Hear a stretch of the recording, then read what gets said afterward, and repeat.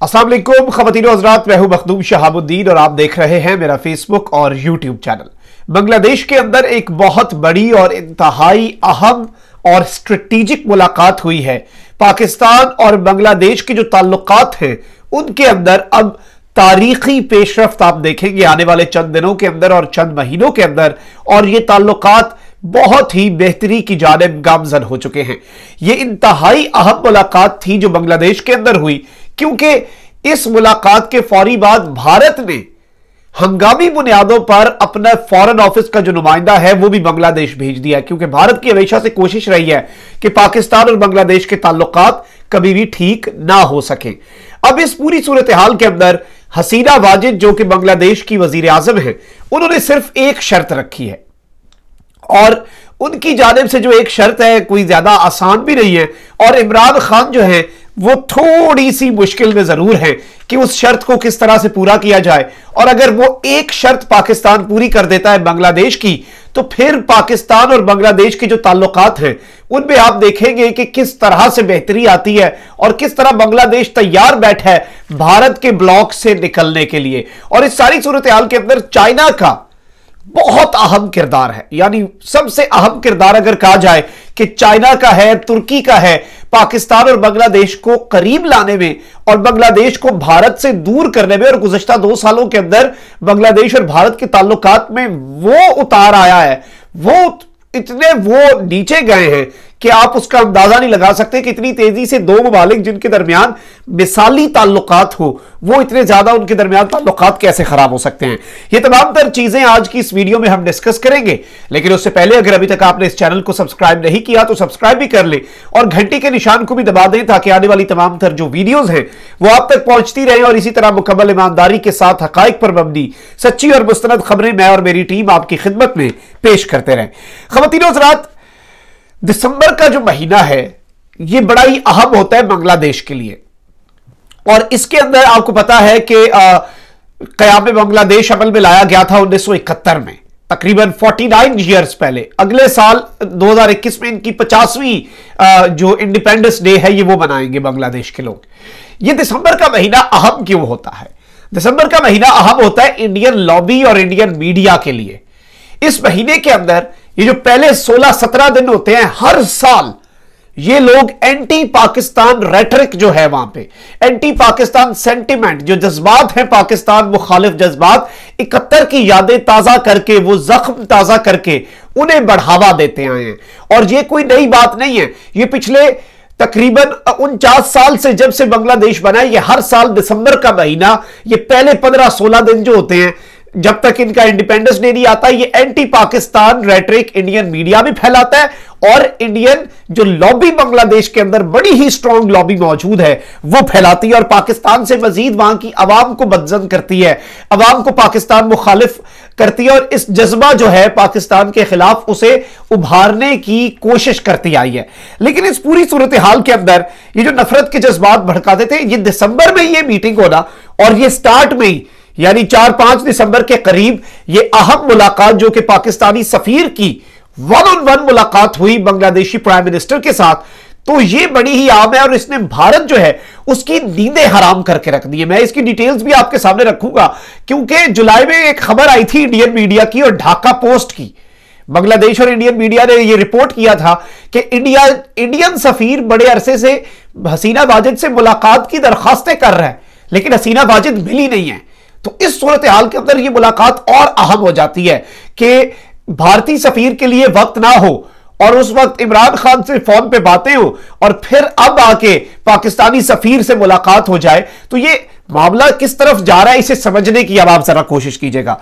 देखिए, सबसे पहले एक बात बड़ी इंपॉर्टेंट है कि भारतीय सफीर जो है, भारत अपने जो फॉरेन डिग्नेटरीज हैं, फॉरेन ऑफिस का जो स्टाफ है, हंगामी बुनियादों पर उन्हें भेज चुका है यहां पर बांग्लादेश के दौरे पर, और उनकी सिर्फ और सिर्फ यह कोशिश है कि किसी भी तरीके बांग्लादेश और पाकिस्तान के जो ताल्लुकात हैं वो बेहतर ना होने पाए। यहां पर वो मुलाकात करेंगे इनकी फॉरेन मिनिस्ट्री के साथ, और इनके फॉरेन मिनिस्टर का भी बयान आया है, उसे भी आपके सामने हम रखेंगे।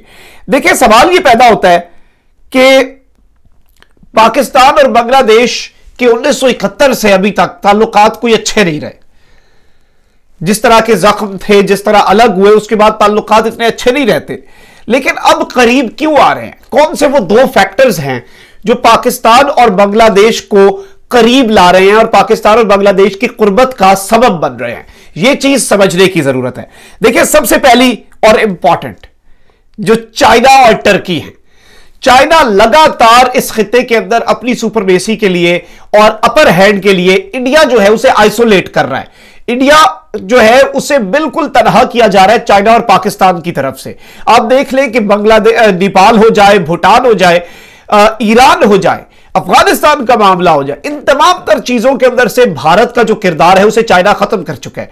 तो अब चाइना जो है वो बांग्लादेश के साथ बहुत ही अच्छे ताल्लुकात कायम कर रहा है, ट्रेड के लिहाज से, बांग्लादेश की इकोनॉमी के लिहाज से। तो उसके अंदर चाइना की हमेशा कोशिश होती है कि चाइना के जितने मुमालिक जिनके साथ चाइना के अच्छे ताल्लुकात हैं, चाइना दोस्ती कर रहा है, तो वो एक ही पेज पे हो, एक ही साइड पे हो और उनका एक ही ब्लॉक हो। तो चाइना इस कोशिश में है कि ये दोनों मुमालिक जो है ये साथ रहें, और चाइना भी बीच में बड़ा अहम किरदार अदा कर रहा है, बांग्लादेश को सिर्फ इंडिया से दूर करने के लिए नहीं, बांग्लादेश को पाकिस्तान के करीब लाने में।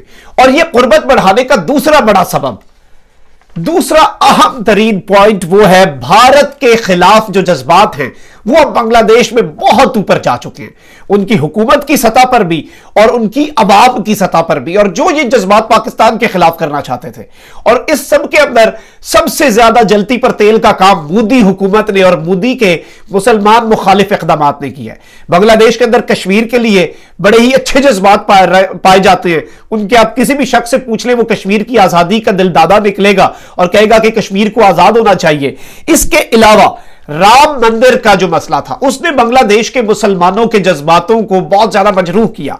उनके जो जज्बात थे वो बहुत ही ज्यादा उन्हें ठेस लगी कि बाबरी मस्जिद की जगह राम मंदिर बनता है और राम मंदिर के अंदर मोदी जाके वहां पर इबादत का आगाज करता है, उसका इफ्तिताह करता है।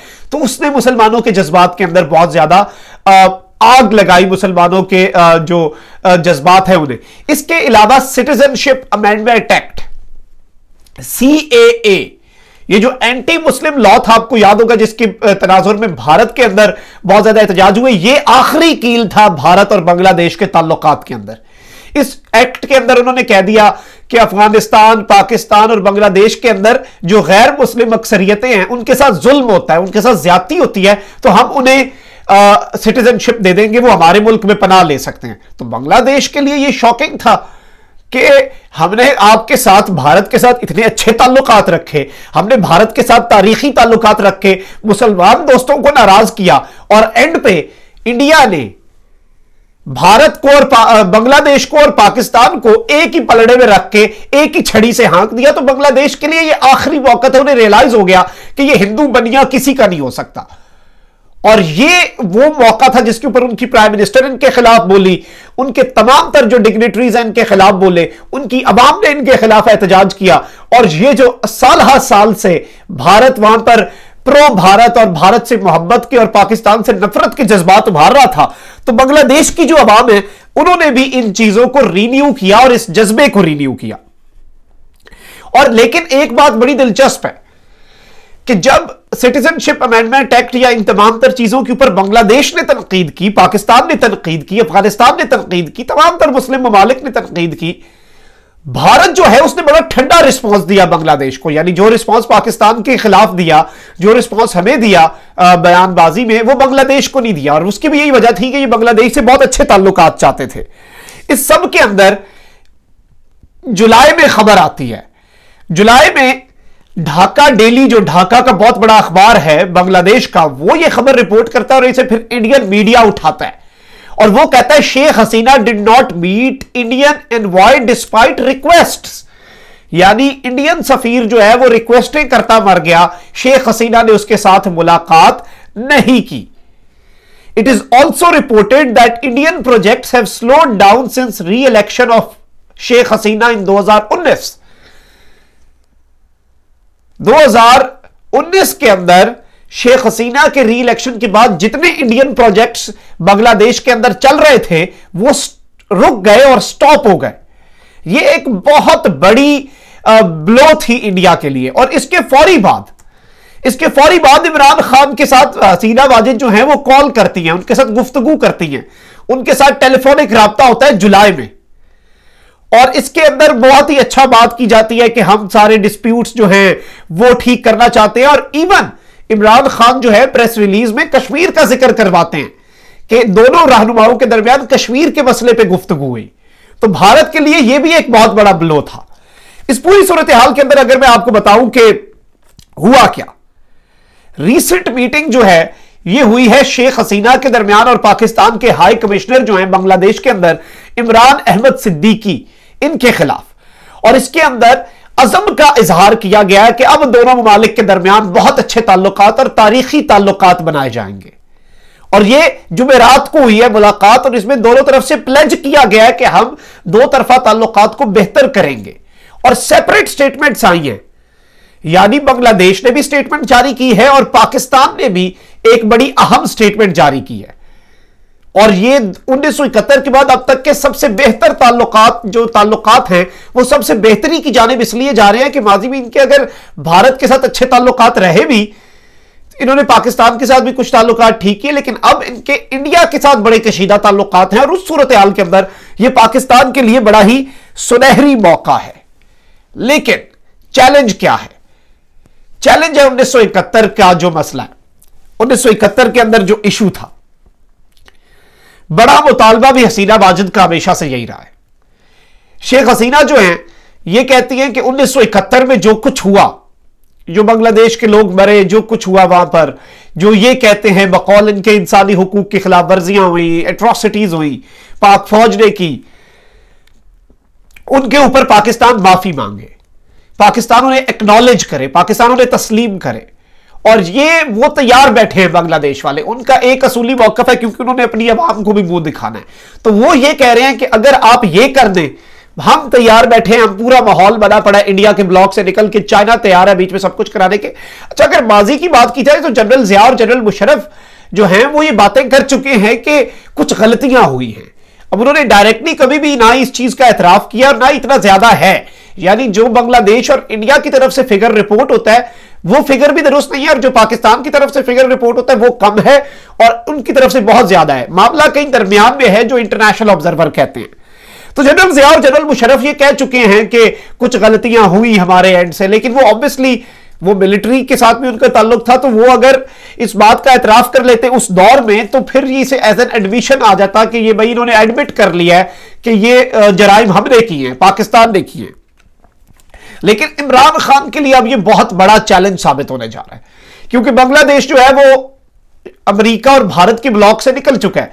अब बांग्लादेश ने कहीं तो बैठना है, अब उसे अपनी मुंडेर पे बिठाने के लिए खान साहब को भी डिप्लोमेसी भी करनी पड़ेगी।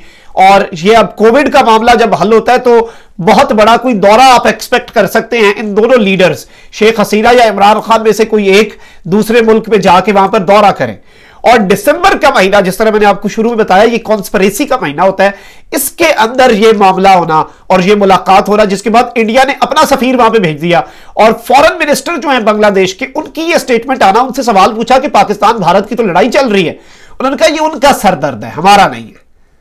इससे पहले वो इस तरह के बयान नहीं देते थे, इससे पहले वो भारत के हक में बयान दे देते थे, इससे पहले वो कह देते थे कि भारत के साथ जुल्म हो रहा है। अब उन्होंने कहा उनका सरदर्द है, हमें हमारे ताल्लुकात ठीक करने दें, आप हमें क्या फर्क पड़ता है, पाकिस्तान इंडिया आपस में जो मर्जी करें। तो यह बयान भी उनका इंडिया के लिए बड़ा ही सख्त बयान था। तो इस वक्त जो सूरत हाल बन चुकी है ये बड़ी ही अहम है और पाकिस्तान के पास बड़ा ही सुनहरी मौका है कि किसी भी तरह डिप्लोमेसी करके, डिप्लोमेटिक तरीके से और सफारती सतह पर अपनी जो तरीकेकार हैं उन्हें लगाकर बांग्लादेश के भी जो रिजर्वेशन है उन्हें भी दूर कर दिया जाए, किसी ना किसी तरीके से ऐसी सिचुएशन बना ली जाए जो विन विन सिचुएशन हो दोनों ममालिक के लिए। इसमें ही पूरे खित्ते का और पाकिस्तान का भी फायदा है। मखदूम शाह, आपको इजाजत दीजिए, अपना बहुत ख्याल रखिएगा, अपने इर्द गिर्द लोगों का भी और इस मुल्क पाकिस्तान का भी। अल्लाह निगहबान, पाकिस्तान जिंदाबाद।